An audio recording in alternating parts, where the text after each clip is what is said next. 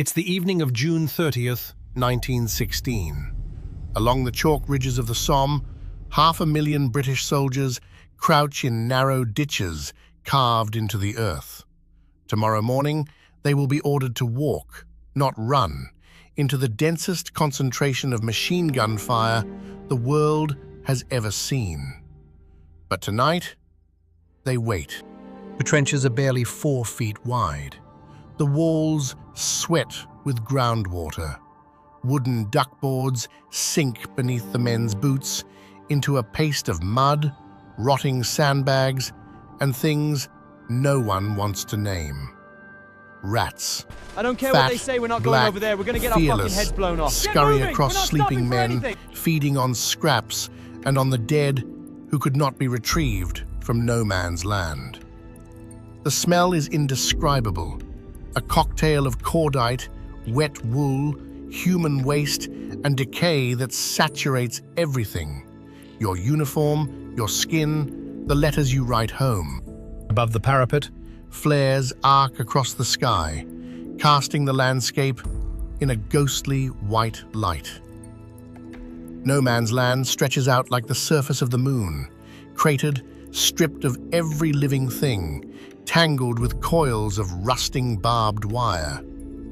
Somewhere out there, barely 200 yards away, the Germans sit in trenches of their own.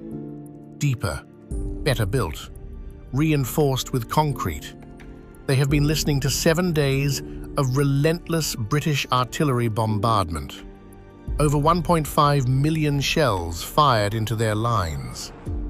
The British commanders are confident. They believe nothing could survive that kind of punishment. They are catastrophically wrong. Deep beneath the German trenches, in dugouts 30 feet underground, thousands of soldiers have waited out the bombardment in relative safety. Their machine guns are oiled, wrapped, and ready. When the shelling stops, they will have minutes, sometimes just seconds, to haul those guns to the surface and set them up along the parapet. They have rehearsed this. They are ready. Back in the British trenches, the men know something is coming. Officers move quietly through the lines, distributing rum rations. Some men write final letters, others sit in silence, staring at nothing. A 19-year-old private from Manchester clutches a photograph of a girl he met once at a dance hall. He will not survive the morning. Tell them I died for them. At 7:28 a.m. on July 1st, the mines detonate. 2 minutes later, the whistles blow. Entire battalions climb the ladders and step into the open. They walk forward in neat lines, carrying 70 pounds of equipment each, just as they were trained. The German machine guns open fire almost immediately.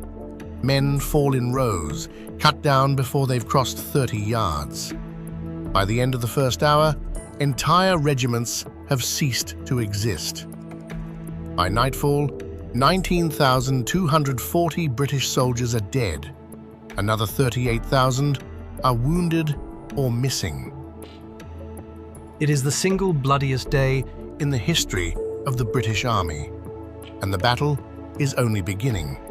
It will grind on for another 141 days, consuming over 1 million lives on both sides, for a total territorial gain of just 6 miles. The men who survived that first morning never forgot the sound. Not the explosions, they expected those. It was the silence afterward.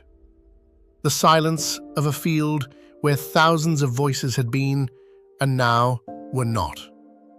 A silence so vast, so total, that it pressed against the eardrums like deep water.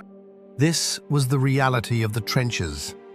Not glory, not adventure, just mud and wire and the quiet, systematic annihilation of an entire generation.